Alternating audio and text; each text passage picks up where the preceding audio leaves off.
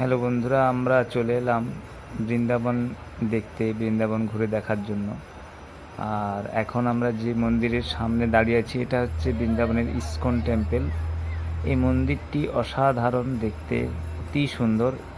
এই মন্দিরটির বিশেষত্ব হলো এটা কিন্তু এই মন্দিরটি যারা রক্ষণাবেক্ষণ করছেন তারা কিন্তু সব ফরেনার্স, এবং এখানের যে গান, ভগবানের শ্রীকৃষ্ণের যে গানগুলি এখানে তৈরি হয় সেগুলি সবই কিন্তু ফরেনার দ্বারাই করা। গানের যে লিরিক্স যে যা যা আছে আর কি, একটু পরে আপনাদেরকে শোনাবো। সকালে আমরা গিয়েছিলাম এবং সকালবেলায় সেই গান হওয়ার পরে, আরতি হওয়ার পরে তারপরে মন্দিরের দরজা খুললো। তো একটু পরে আপনাদেরকে আমি শোনাবো। তার আগে দেখুন, আমি আর প্রিয়াঙ্কা মিলে এখানে একদম সকাল সকাল উঠে স্নান টান করে আমরা চলে এসেছিলাম। আর এবারে দেখুন, এই যে এখানে দেখুন, এই যে নাম গান হচ্ছে, নাম গান হওয়ার পর তারপরে এখানে মন্দিরের দরজাগুলো খুলবে। ইস্কন টেম্পলে কিন্তু 3টি দরজা আছে এবং ভগবানের অপরূপ দৃশ্য আমরা দেখতে পাই, একটু পরেই দেখতে পাবো। এই যে নাম গান হওয়ার পরে তারপর ভগবানের আমরা দেখতে পাবো। দেখুন এখানে এই যে নাম গান চলছে এবং এই যে একটি দরজা খুললো। একটি দরজা খোলার পরেই দেখুন এখানে ভগবান শ্রীকৃষ্ণকে আমরা দেখতে পাচ্ছি। আর এছাড়া জায়ান্ট স্ক্রিনও আছে, দেওয়া আছে। সেই জায়ান্ট স্ক্রিনও আমরা দর্শন করতে পাচ্ছি যারা দূরে দাঁড়িয়ে আছেন।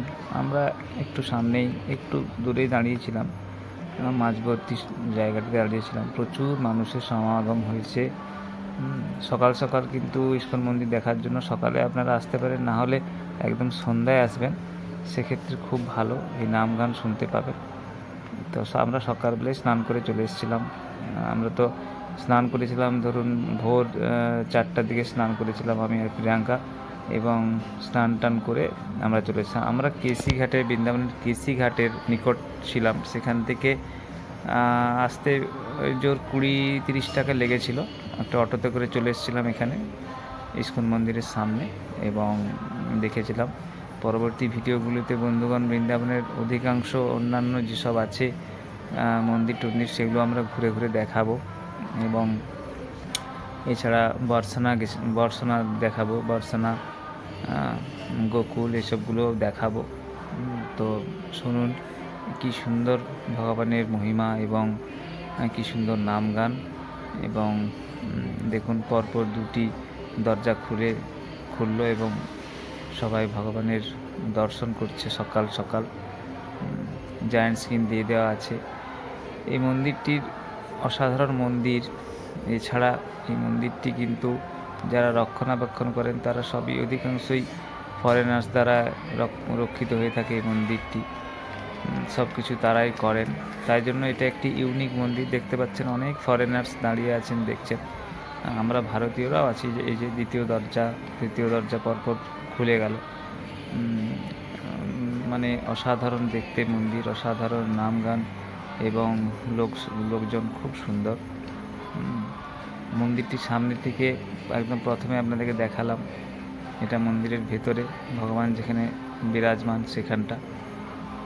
সামনে থেকে মন্দিরকে দেখতে অসাধারণ, ভেতরেও কারুকার্য খুব সুন্দর।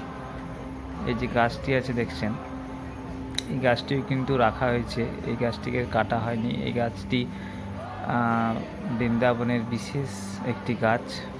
এই গাছটি দেখুন ভগবান তার সামনেই বিরাজমান আছেন, আপনারা দেখতে পাচ্ছেন কি সুন্দর অপূর্ব দৃশ্য।